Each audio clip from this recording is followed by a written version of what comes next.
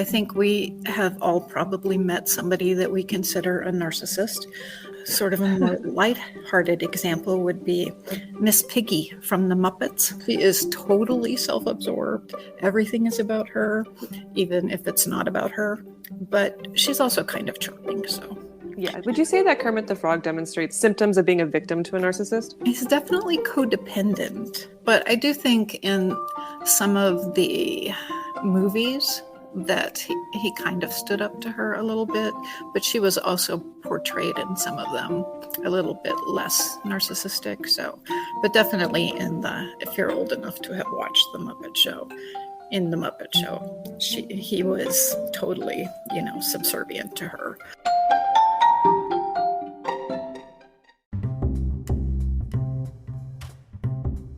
Welcome to Speculative Sandbox, your audio playground for creative storytellers. My name is Vickie Lan, and each episode, I and a guest will unpack a fiction trope with an eye for character development and narrative structures. Make sure to look for Speculative Sandbox on Instagram, TikTok, and Twitter, where you can join the conversation. Leave comments or questions, or let us know what other tropes we should cover. When the real world just doesn't cut it, let's get lost in a fictional one.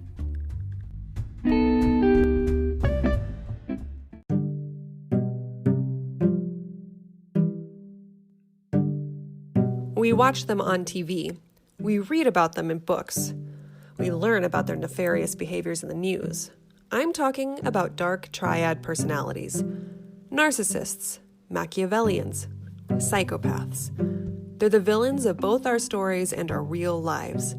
Author Marsheila Rockwell joins me in a discussion of what defines these three personality types, how they apply to both fictional and real-life people, and the ways writers can develop compelling dark triad characters.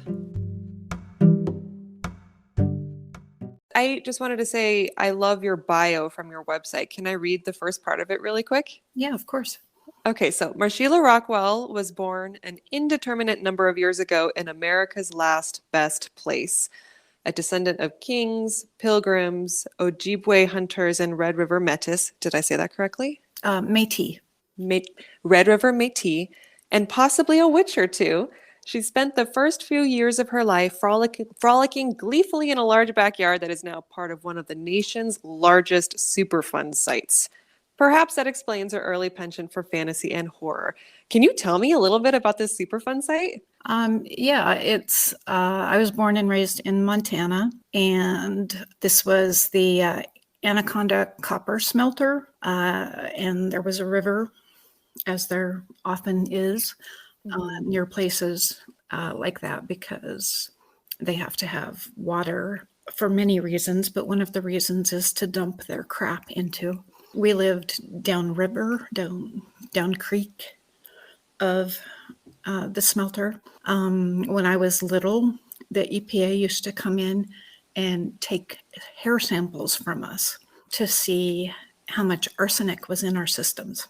Wow. And what do you remember what yours were, or were you normal, or was it like dangerous levels? I don't remember. I mean, I assume that it was never bad enough that, they felt that they had to do anything. Although I do know that there are some older people there that, okay, I say I know, I have heard from relatives who live there. I don't know if this is true or not. So allegedly, that they have to take arsenic pills because they have so much arsenic in their systems that if they don't keep a certain amount now in their systems, that they wouldn't be able to function. I don't know how that works because arsenic is a poison. So it seems like if you're putting more into your system, that's a bad thing. But this is what I've heard. Interesting. So many people like to write about toxic environments as a catalyst for something supernatural to happen. And you have firsthand experience in that. Yeah, we moved from there when I was pretty young, but I haven't been back there, but my dad has been back there and he sent me pictures, and it's completely closed off now. There's chain link fence around it and big keep out, no trespassing, signs on it. And the area inside, this is where we lived, not the smelter itself, which is also part of the Superfund site. But the area where we live, it doesn't look that much different from the area surrounding it, but I'm assuming that the soil is pretty bad. I'm also a civil engineer. I was registered in the state of California for several years, and soil and geology were kind of my thing for a while. So I have a pretty good idea of what the soil probably looks like out there, and I'm surprised that anything is growing. So the community that is there is no longer there. Yeah, no, it's gone. That reminds me of other communities I've heard of where, for example, I think there was some sort of toxic smoke or something that was underground and it was leaking into the air and killing the people that lived in these communities. So you have a lot of ghost towns in different parts of the world because of that. Well, Marsheila, I am so excited to talk to you about Dark Triad Personalities and Light Triad Personalities and the roles that they both play in fiction. So let's start. Can you tell me a little bit about yourself and your current projects? Well, just today, actually, I got the go-ahead to announce my latest project, which is a book for the Marvel Untold line. It's called Sisters of Sorcery. Congratulations. Oh, thank you. I'm very excited about it. It features Clea. So if you're not familiar with Marvel Comics at all, or the MCU universe, in the comics, Clea was Doctor Strange's wife, a sorceress from another dimension who was very powerful in her own right. She trained underneath him and then went on to become sorceress supreme of her dimension. So it's very exciting to write about her teaming up with some other sorceresses to kick some big bad butt. I love that. I've always wanted to write for Marvel. Is this like a dream come true for you? What did you do in your career and your steps to get yourself to this point? Well, I have written several of what are called tie-in books, media tie-in fiction.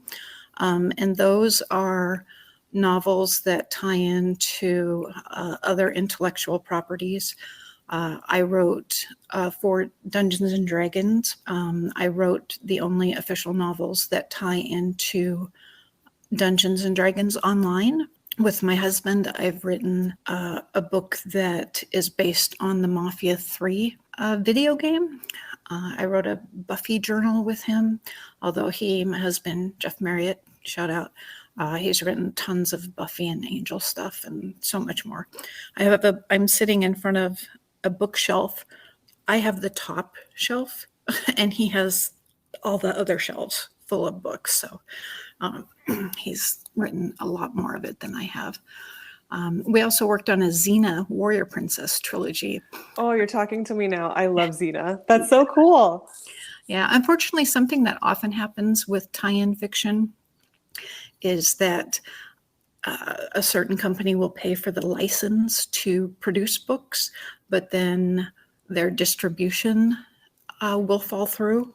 So we write the book and you get paid, but the book never sees the light of day. I see. Unfortunately, that's what happened with the Xena books. And I also wrote a trilogy based on Neil Gaiman's Lady Justice comic books that I was super, super proud of. And the distribution, I don't know, it went to another dimension or something, but those books never got to see the light of day, which makes me very sad. But it is disappointing. Yeah. The closest I got to a situation like that, I worked for Realm Media for a little bit last year to work on a pilot story, very cool science fiction, cyberpunk interpretation of a Vietnamese creation myth. And I really enjoyed working on it. And we went back and forth, back and forth, back and forth. Me and the editor were so excited about it. And then when it got to whatever end it gets to creatively or within the organization, it just died. Yeah. And I was so sad. So I know that feeling. Yeah. It's pretty much the same kind of thing. So I did, my husband and I also wrote an original novel together called Seven Psychos, which is about psychopaths, but I figured I'd talk about that a little bit later in our discussion. Well, I started reading the Seven Psychos, actually, and I had a question. I wanted to start off with it. So Okay, the book that you wrote with your husband, Jeffrey Marriott, Mhm. the prompt I have is The Walking Dead meets Suicide Squad and the Andromeda strain in this fast-paced mix of science fiction and horror. Zombies overtake Phoenix, Arizona, and 7 people are sent downtown to find the cause of the death, a disease, and hopefully a cure. So as a fellow Arizonan, I love this premise. I thought it was so great. But what really jumped out to me in your opening chapter is the character of Light. And I find it to be very complex because he's a paramedic, but he has a very surprising dark side where he provides a unique service. Do you want to go into that a little bit? Sure. I don't think it's a huge spoiler, but he's basically what we would call an angel of death, or what people who are that consider themselves angels of mercy most of the time. And unusually, they are usually women. So the character of Light is a little bit unusual in that regard. They are often in healthcare fields, so that's a little scary. But usually in settings where they care for people on a one-to-one basis, so more like nursing homes and personal care nurses and that sort of thing. So hopefully I'm not terrifying listeners, but they're people who like to play God, and they decide that somebody's life is no longer, does not have the quality that it should anymore, and so they're going to give that person mercy by ending their life for them. And because they're in the medical field, they usually have access to things that help them do that. I have read news stories about that. It is very chilling. Yeah. Especially when you find out that some of these people have a very long list of victims. Oh, yeah. Most of them don't get caught for a long time.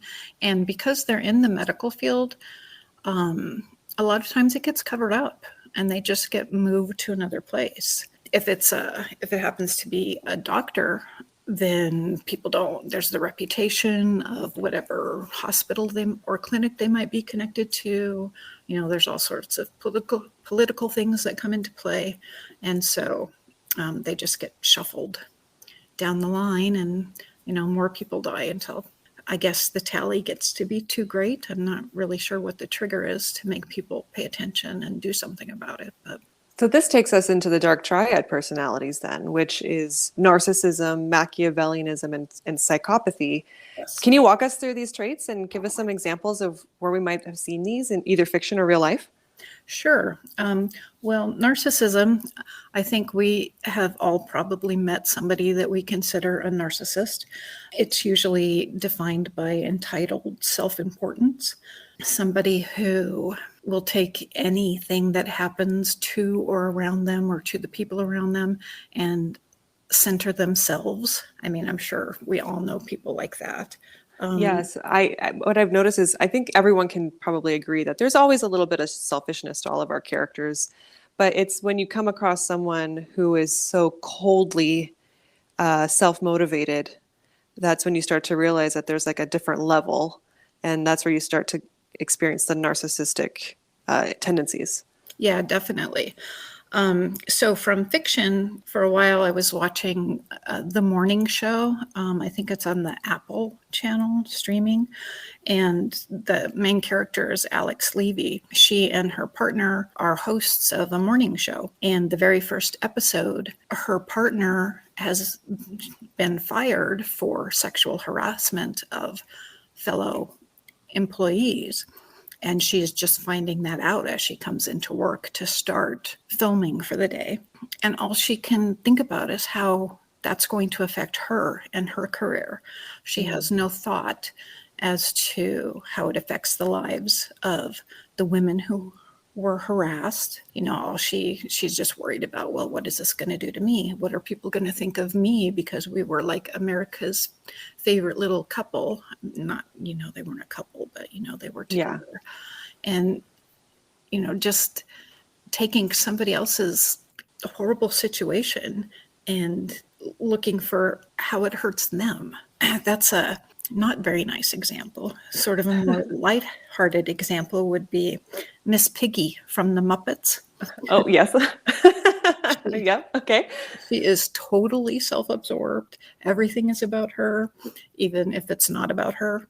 But she's also kind of charming. So Yeah. Would you say that Kermit the Frog demonstrates like the symptoms of being a victim to a narcissist? he's definitely codependent. But I do think in some of the movies that he kind of stood up to her a little bit, but she was also portrayed in some of them a little bit less narcissistic. So, but definitely in the, if you're old enough to have watched the Muppet Show, in the Muppet Show, he was totally, subservient to her. If they had been serial killers, she would have been the dominant partner and he would have been the subservient partner. And you hear about that a lot too, right? In the news, where when there's pairings in a murder, one is usually the one leading the whole thing and the other one's along for the ride. Yep. Yeah, that's usually how it works.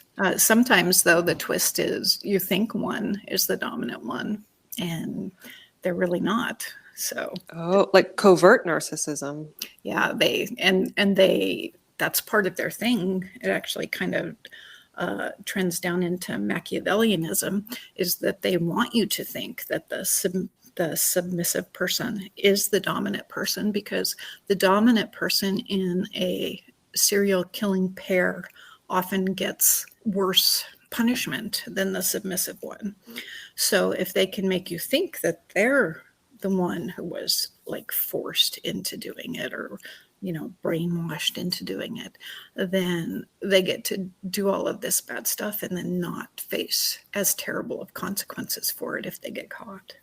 So is the Machiavellian also a narcissist? What distinguishes them from the narcissist? A narcissist can be somebody who isn't necessarily particularly smart. I'm not saying they're like super dumb or anything like that. They're just not like Strategic. Yeah, they're not evil geniuses. And usually Machiavellianism, you kind of associate with somebody who is really strategic. They have plans within plans and wheels within wheels. And The classic villain from the yeah. movies. Oh, yeah, definitely. I think of like Cersei Lannister from Game of Thrones. Like she had all these different plans in motion. I also think of Batman from Ooh. comics, Okay. because I'm not so sure that it was really played up in the movies, but definitely in the comic books and some of the animated movies, he had plans, ways to defeat every single member of the Justice League if they ever became a threat. Did that cause discourse at some point when they discovered that? Yeah, they were, they didn't trust him. They, thought that made him bad. But there was one of the animated movies, and I can't remember which one it was. Wonder Woman asked him, you have all of these things to counteract the members of the Justice League if they turn evil. What is there to counteract you? And he said, basically, that's why I created the Justice League. To stop Batman. Yeah, that's your job. Interesting. How would you describe then Batman and Joker's relationship? Are they both like the different sides of the same coin? No, I really think the Joker is a straight up psychopath. Okay. Because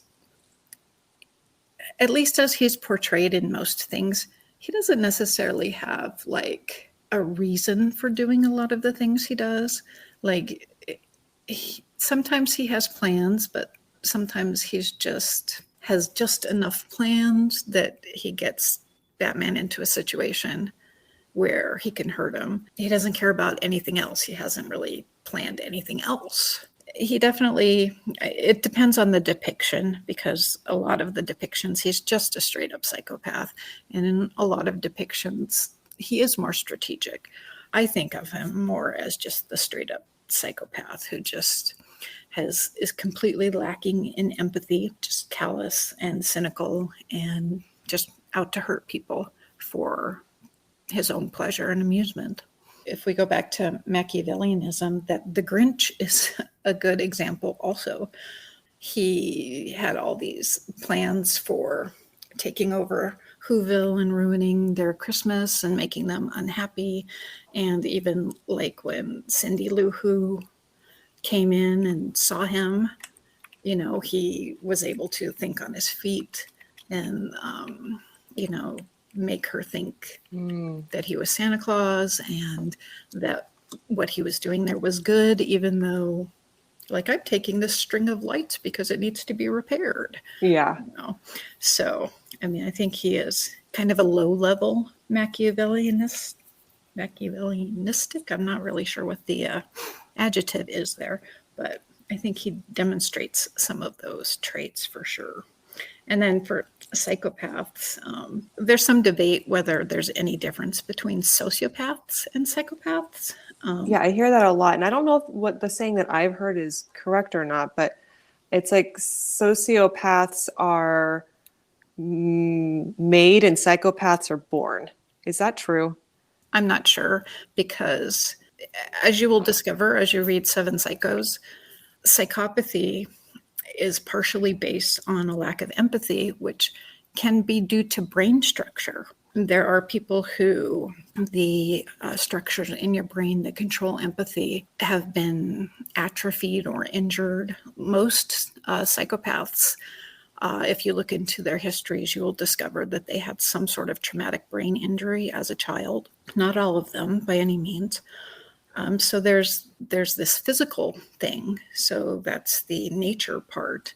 But there are people who have these structures that are smaller than they should be or atrophied or for, you know, whatever reason aren't functioning the way they would in a normal human being. Normal in quotation marks, of course. But they don't turn into serial killers. You have people who, you know, oh, well, serial killers, they had such a bad childhood, they were abused, this and this and this. Well, there are lots of people out there who are abused as children and don't become psychopaths. So I don't think you can say a psychopath is just born, because a lot of people are born the same with the exact same situations and physical anomalies as psychopaths, and they don't become serial killers, right? So Gotcha. it has to be both. I personally think the difference between sociopaths and psychopaths is sociopaths, they are more focused on personal gain, whereas psychopaths are more focused on gratification. Interesting. So getting pleasure from circumstances, whatever they may be. Right. And they may not even know why they're doing what they're doing, which I think most sociopaths do know why they're doing what they're doing. What examples do you have? Of Psychopaths. We'll start with psychopaths. Psychopaths on obviously from TV, Dexter, right? Mm-hmm. Classic serial killer, Hannibal Lecter. I mean, any serial killer out there is going to be a psychopath. I don't think there's any way around that. And that's because Dexter, for example, takes pleasure out of killing other serial killers. Right. And, you know, as far as sociopaths, again, the thing that's the same between both of them is this lack of empathy. They don't see other people as people because they're incapable of empathizing with them. So they don't understand how their behavior affects other people, or they may have an intellectual understanding of it and just don't care because they want what they want. And, you know, if you're collateral damage, well, too bad for you. I think there are a lot of politicians who are sociopaths. And, you know, some of these traits are actually good, right? If make them good leaders. Right. They can from make the them strengths. leaders. I was actually reading an article that some of these traits are prevalent in creative people because I don't think lack of empathy necessarily. I kind of think you need to be empathic to be a good artist, but maybe narcissism, you know, maybe you need to be a little bit narcissistic to be able to even put your work out there. I agree. And I'm sure every writer listening to this is like, about themselves. But I think that's absolutely true. The courage it takes to put your stuff out there. It helps when you're being fueled internally. Right. I mean, you have to simultaneously think, if you're a writer, this is the best thing that's ever been written, and this is the worst thing that's ever been written. the best thing that's ever been written that allows you to get it off your computer and out into the world, and the worst thing that's ever been written that allows you to look at it a little bit more objectively and try to make it better. So of those three types, which one makes I guess the best villain or the worst character to make a good villain? I think you have to have all three, because if you have, like, say, just a straight up psychopath, then I feel like they're a little bit one dimensional, because it's totally true that people in real life go on killing sprees for absolutely no reason that, other people can discern, maybe FBI profilers, but there are things that happen in real life that we can't do in fiction because they just don't sound true, right? Yeah. So if you Yeah. have a straight up psychopath for a villain, then I think that comes off as kind of one dimensional. Right, because characters need to have motives and stakes and ambitions. Right, exactly. In a good story. Exactly. So I think if you take any one of these traits by themselves and build your villain on that, then they're going to be one dimensional.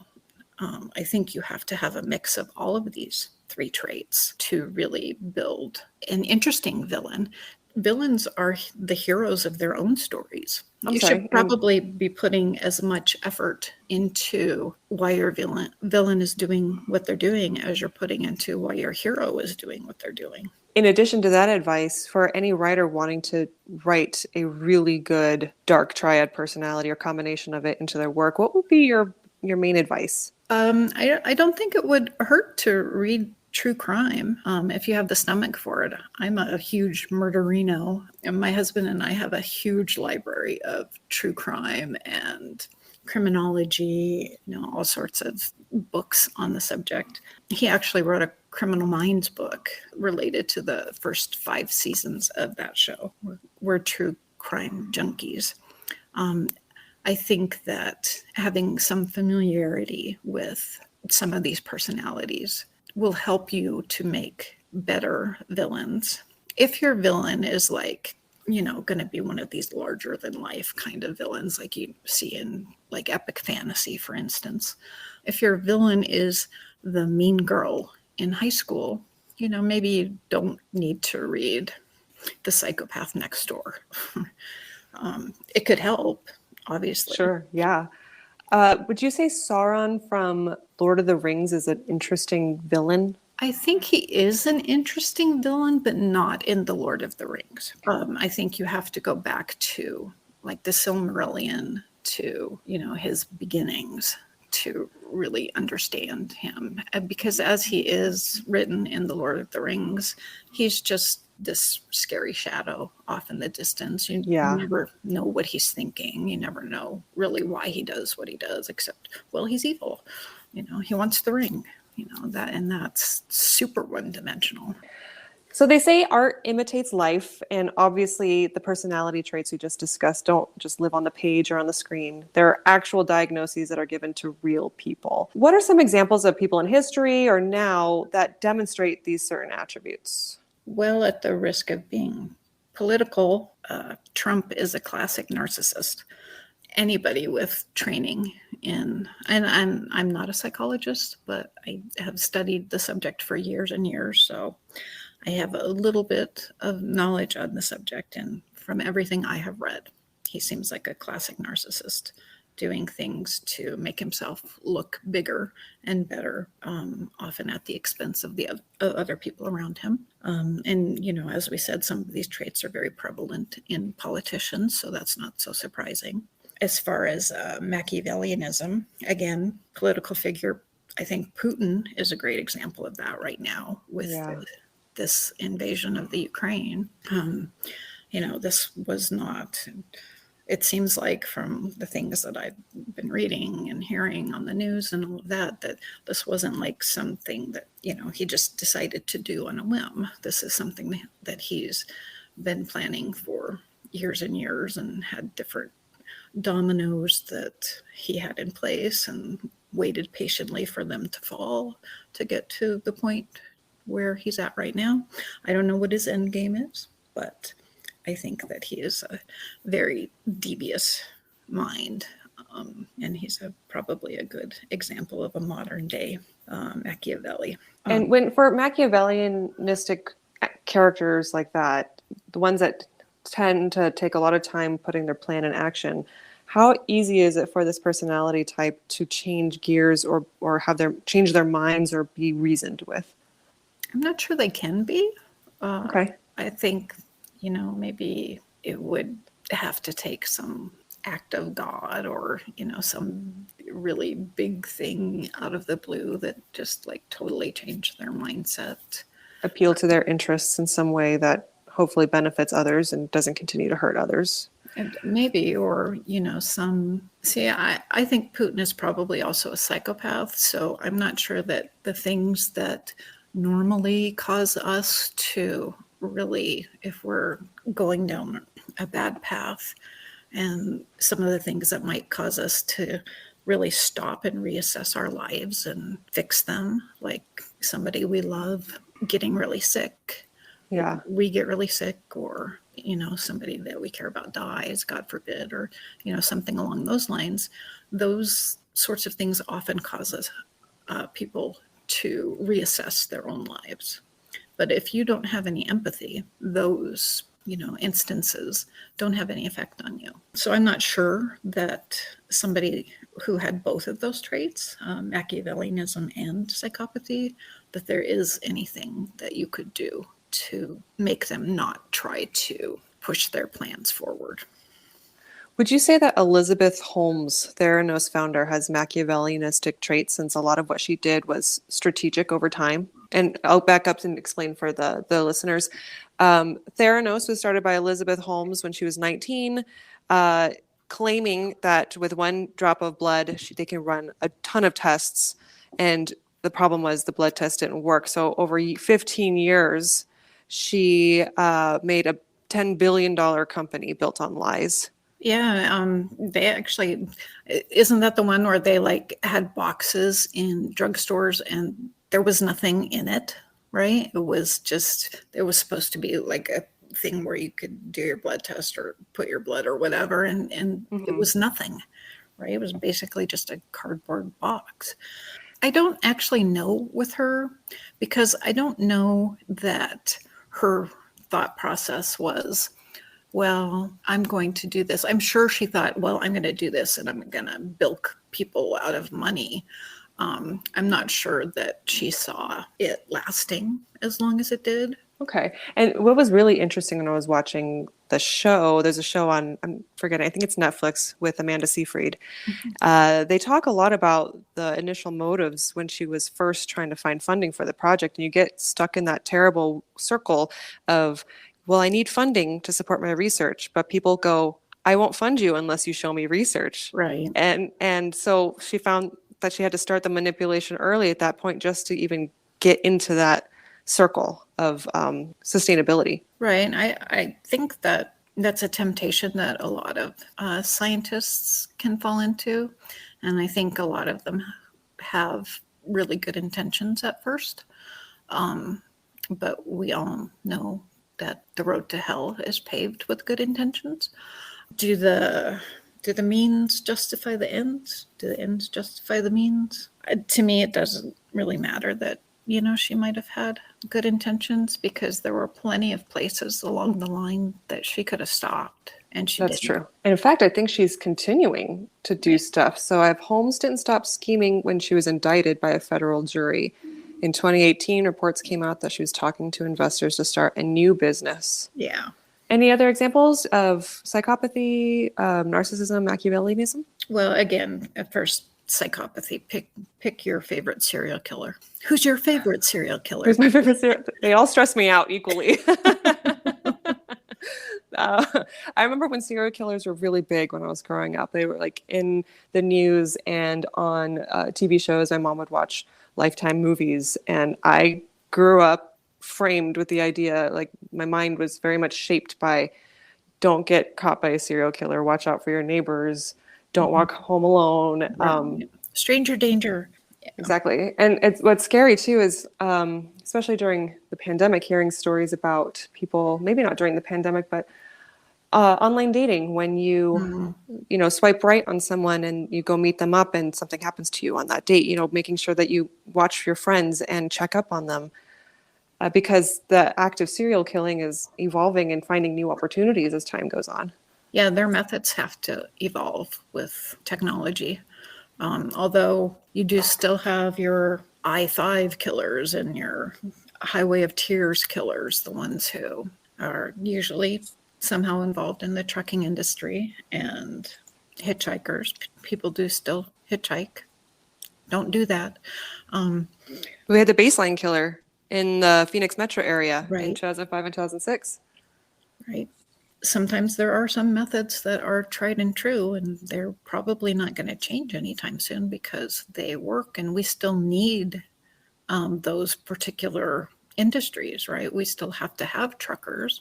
So the industries that support trucking have to still be there. And all of those sort of things can lead to instances where it's really easy for people to disappear and other people not to notice. In the real world, we can't just cut down our everyday enemies with a blade like we could in a book or a movie. So what are some ways we combat dark triad personalities in real life and also in stories? How do they compare? Well, it's very, very different, in my opinion. If you are dealing with any of these personalities certainly to the point where they're abusive, but even if you feel like you're being gaslighted, or most people, I feel like, know in their gut when something's wrong, and they're not being treated the way that they should be treated. At least I hope most people know that. Sometimes you're raised in such a way that you don't know what it's like to be treated correctly, and that's really sad. And I hope that people who are in that situation, find a way to know what their worth is. But for people who do have a gut feeling that they are not, that something is wrong, the first step, I think, is setting boundaries. You can't do this to me. You can't say this to me. You can't act this way. If you do those things, I am going to do this. The other step is just avoidance, right? Yeah. This person is, every time I come to them with a problem, they make my problem about them, and they just make me feel worse. I'm just not going to go to them with my problems anymore because I just wind up feeling worse. I feel like those are kind of the only two things you can realistically do when you're dealing with these personalities, unless you're in some kind of position of authority or power where, and these people are doing something actively criminal, something along those lines. But in the everyday, we meet narcissists all the time. We meet sociopaths far more often than I think we realize. The best thing you can do is just stay away from them, really, as best you can, which is completely the opposite of what you do in fiction. Yes. Because you go after them. You want to stop them doing what they're doing. You want to overthrow them. You want to defeat them. That's your whole purpose for being as a hero. Right? Do you think those fictional stories might set up false expectations for readers who might think they need to do the same when dealing with their own villain? I mean, I think sometimes they can be inspiring, like in the case where, for instance, you might be being bullied by somebody. It might help you to stand up for yourself and set those boundaries. If reading your favorite epic fantasy encourages you to go out and, buy a sword with the idea of, potentially using it on your favorite psychopath, then I think maybe you might be a dark personality yourself. Fair point. Okay, so let's talk about those light triad personalities, those heroes in our stories. When I looked it up, it was faith in humanity, humanism, and Kantianism. Did I get that correct? Yeah, some people say Kantianism. Some I think also say Kantianism. Okay. I did take philosophy in college, but it was a really long time ago. So I'm going to say Kantianism, and I apologize to everybody out there who has a philosophy degree and is screaming at their podcast right now. We are trying our best. Yes, exactly. Faith in humanity. Well, that's believing in the fundamental goodness of humans, right? And my number one example of that is Wonder Woman. She always believed in the goodness of humans. There's lots of different sayings. One of the things from the Wonder Woman movie, and I have to tell you, I'm a huge, huge Wonder Woman fan. And to see her up on the big screen the first time was just such an emotional thing for me. It was incredible. But in the movie, she's speaking to the big bad war god Ares. And he's, trying to get her to come to his side and, saying, the humans are awful. They don't deserve to live. They don't deserve you. And she says, you're right. They are as bad as you say they are. They are everything you say they are, but they are capable of so much more. And she always believed that. She always looked beyond what the darkness to the light, right? She always saw the light in people. And it didn't matter if it was an enemy that she had just defeated, somebody who yelled at her on the street. It didn't matter. It didn't matter who you were or what you did. She always looked for the good in you. I love that. Oh, I'm sorry. I didn't mean to interrupt. Go ahead. I was just going to say one of her main rivalries in the comics is with Barbara Minerva Cheetah from the second movie. Mm-hmm. And throughout the entire run of the comic books, she is trying to save her friend, Barbara Minerva. No matter what the cheetah does to her, no matter how much she hurts her, no matter how much trouble that she causes, Wonder Woman is just always sees the good in her and knows it's there and is trying to help her get it back. Would you say that Wonder Woman and Superman share that in common? I don't know. I mean, I feel like Superman believes that humankind as a whole is worth saving. Okay. But I don't see him necessarily saving Lex Luthor under all costs. Yeah, exactly. I don't see him ever saying, you know what? I know there's good in you, Lex.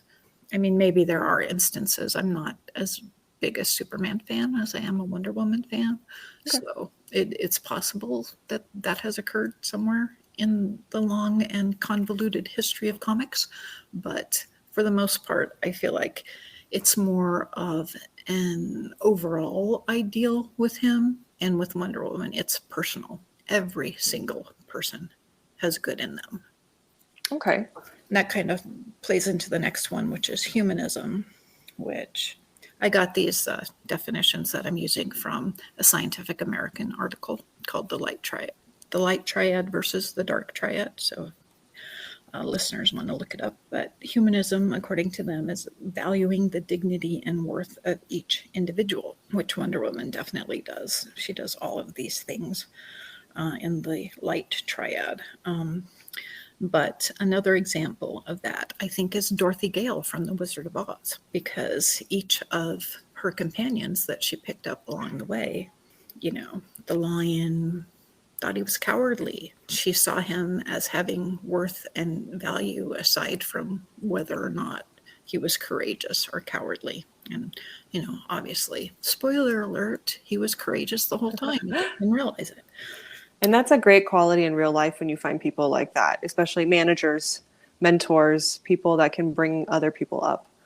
Definitely. I think that, I wish there were more people like that in life. I don't think there are as many as there should be, but maybe I just haven't met them. So that's entirely possible too, because I'm a total introvert and stay home most of the time.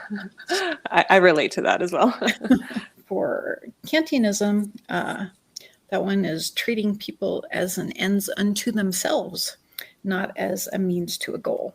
One of the people who I think epitomizes this, and probably also humanism and faith in humanity also, is Mr. Rogers.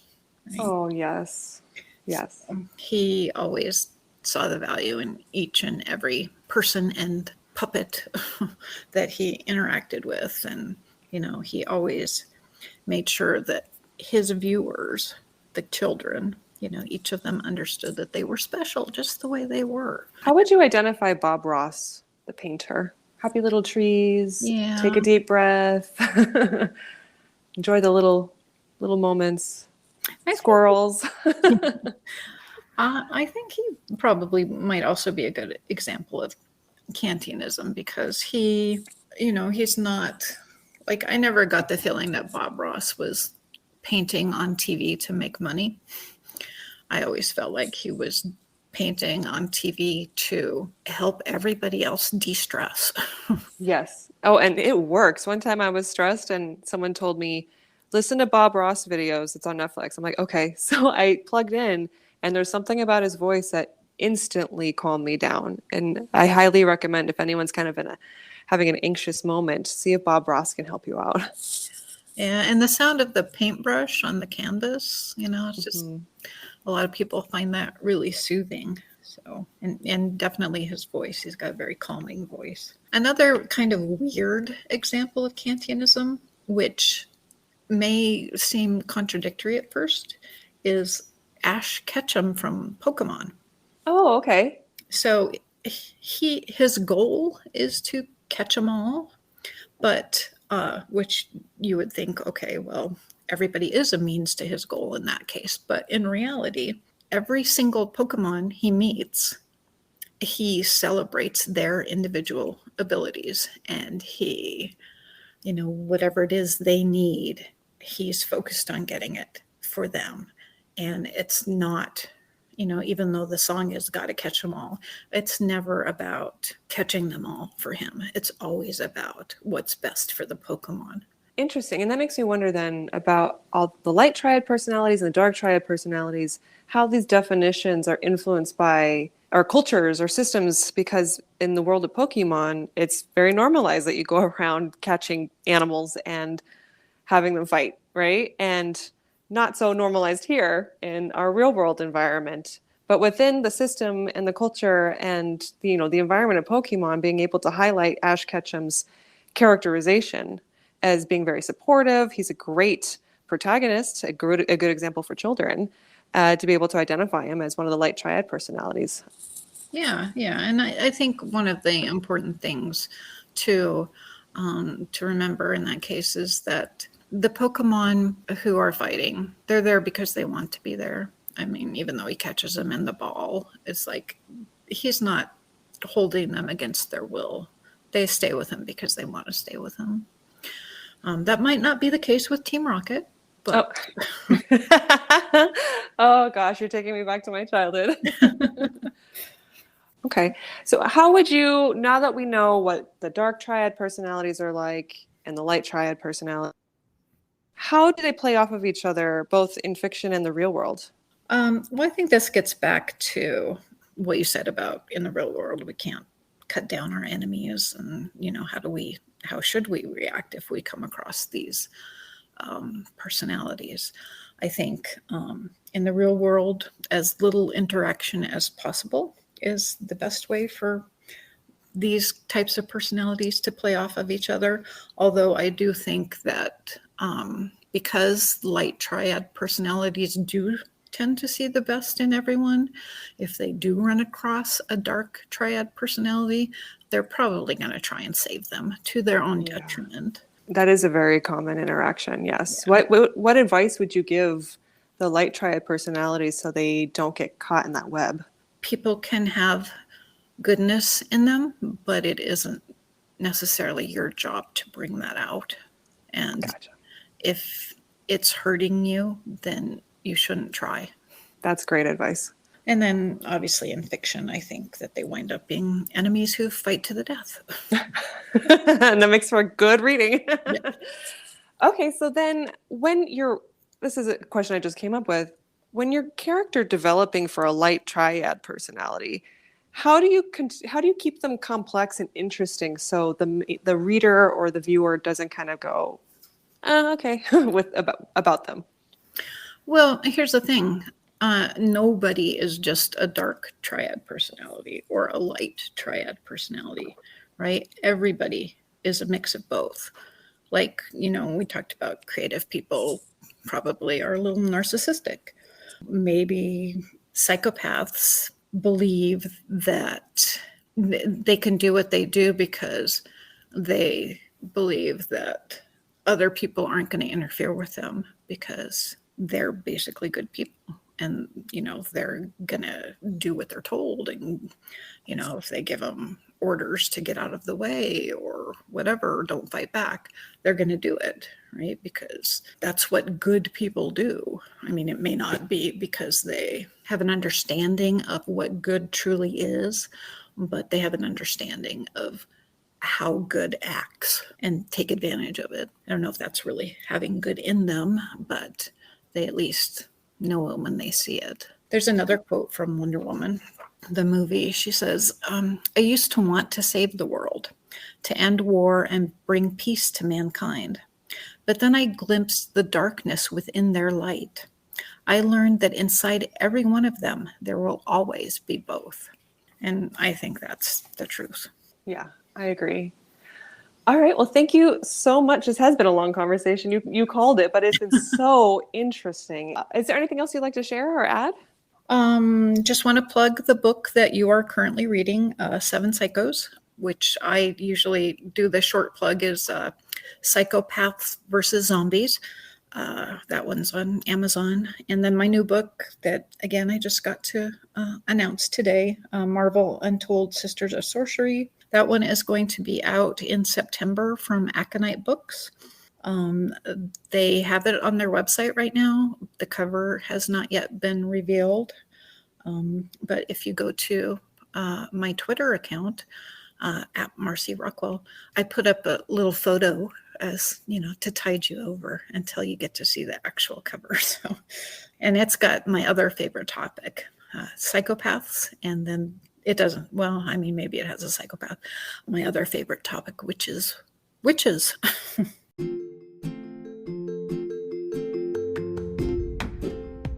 Speculative Sandbox is a volunteer-run podcast that relies on the collaboration of fellow creators like you.